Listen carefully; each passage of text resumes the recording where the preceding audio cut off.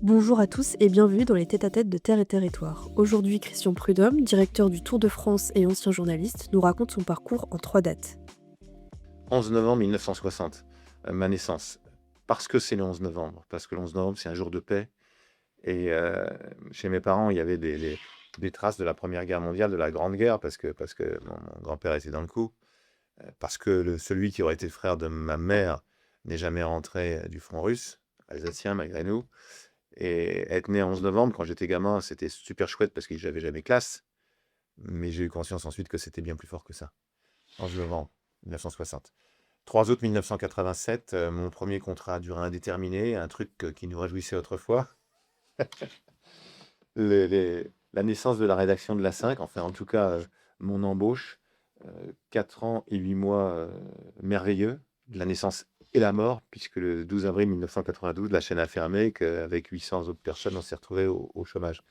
Une liberté incroyable, la couverture de grands événements, la couverture des championnats du monde de cyclisme, la première fois, en août 89, qu'une épreuve cycliste a été retransmise du premier au dernier kilomètre, et j'avais la chance de commenter cette épreuve-là avec Eric Bail, 60e promotion de l'ESJ, patron du rugby sur Canal+, avec Fabrice Balédan, ancien de l'ESJ, ancien journaliste à la radio ou à la télé, que j'avais connu aussi à la 5, qui avait failli être mon prof à Lille, et avec Cyril Guimard, qui était le consultant à l'époque.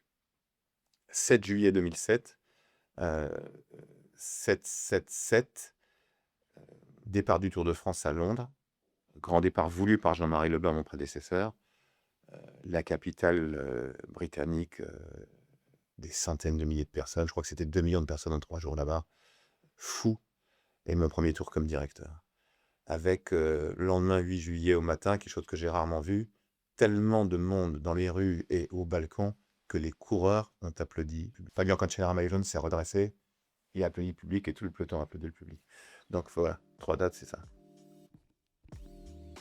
Merci à Christian Prudhomme pour sa participation. Retrouvez-nous pour un nouveau tête-à-tête sur Spotify et sur le site internet de Terre et Territoire. Merci pour votre écoute.